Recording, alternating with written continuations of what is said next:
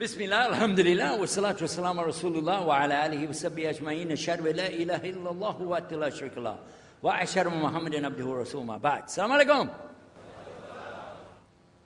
My name is Yusuf. Can you say Yusuf? You say Yusuf. Yeah, very good. I wish you'd teach my wife. She keeps mispronouncing it. She calls me useless.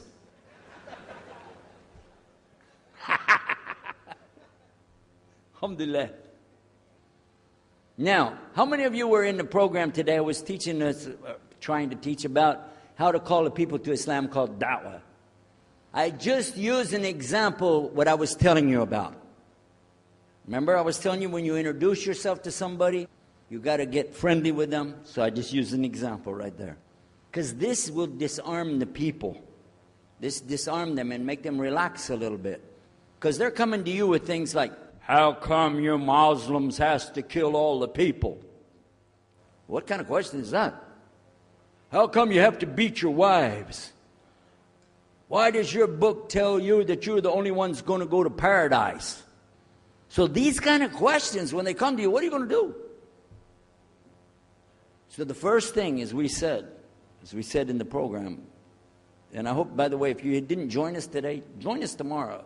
But when we're doing it, you look through the schedule. I'm not going to get into that, but just look through the schedule and join us for this whenever we're talking about the da'wah. Because part of giving da'wah is you. And if the people aren't buying it, they're not going to listen to what you got to say. So you got to soften them up a little bit. Got me? Okay, where are we? The subject tonight is the subject of priests and preachers entering Islam. And often people ask me, we heard about you used to be a priest or something, and you came into Islam, so, tell us about it. We want to know, how does that happen?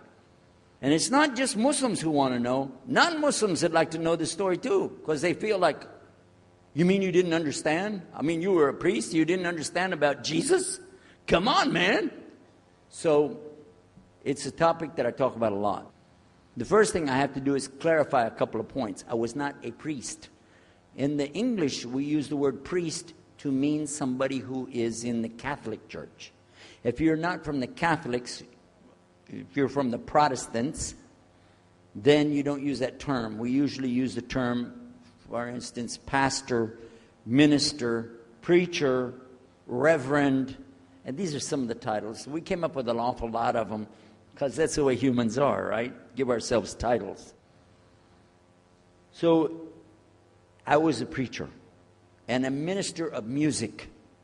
But that doesn't really matter, but just if you're talking to a Christian and you say a priest, he's going to say, oh my God, how is that? And when they find out, oh, you weren't a Catholic, well, that's a lie, then you weren't a priest. So I want to clarify that. As a matter of fact, I will tell you in my own estimation, I'm probably the least of the factions within this equation. Because there were so many other people that came into Islam the same time I did. That's why it takes a little bit of time to tell the story. But they asked me to tell it tonight, so we're going to do that. But I want you to listen carefully to realize what goes through the mind of a person that's not Muslim. Okay? And I usually start out by telling people that my father and I were both ministers, and both of us were also businessmen.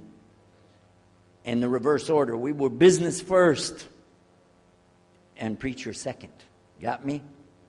Because, well, as they say, business is business. And that's exactly how it worked. We operated mostly in Texas. We had a place in San Antonio, Houston, and also in the Dallas area. And we were very concerned about Christian conditions. So my father started something called Concerned Christian Centers.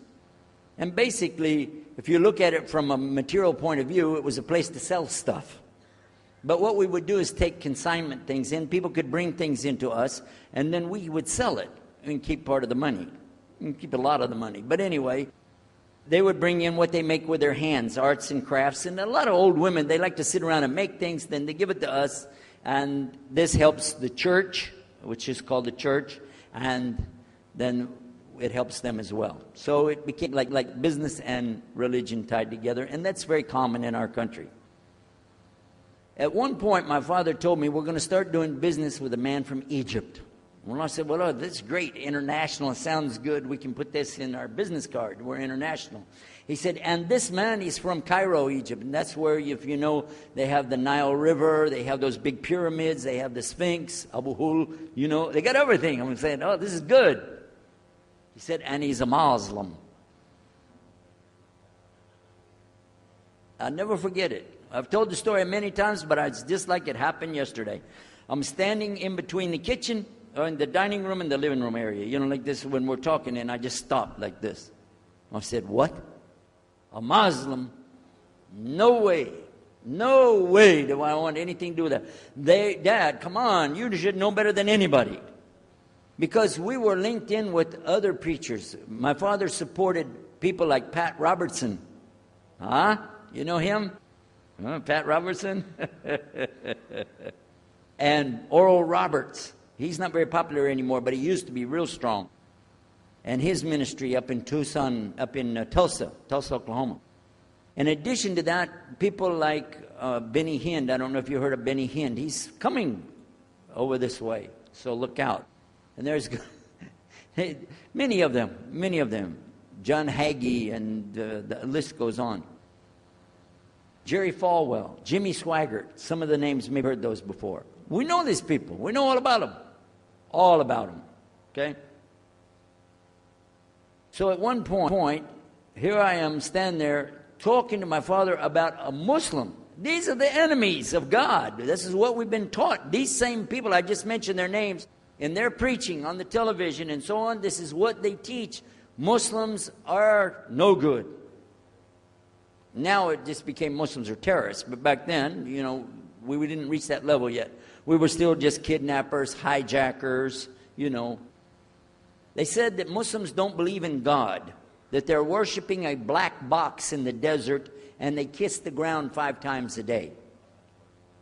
Now that's what we know, man. So here's this Muslim going to do business with us. I told my dad, no way, I'm not going to do it. And he insisted. He said, I want you to meet this man. He's very nice. And I said, I don't want to meet him. I never am like this, by the way. But on this case, I said, no, that's one thing I'm going to stand firm against. We're not going to do it. He said, I want you just to meet him. I said, all right, I'll do it for you, but I'm going to do it my way. I'm going to go to church. And it's going to be on Sunday. When I come out of the church, I'm going to have my Bible under my arm. I'm going to have the salib. I used to carry a big cross. I'm going to have my cross with me. And I'm going to have my hat that says, Jesus is Lord. And I'm going to have my wife, born-again Christian, with me. And we are going to get this demon, devil, infidel, Muslim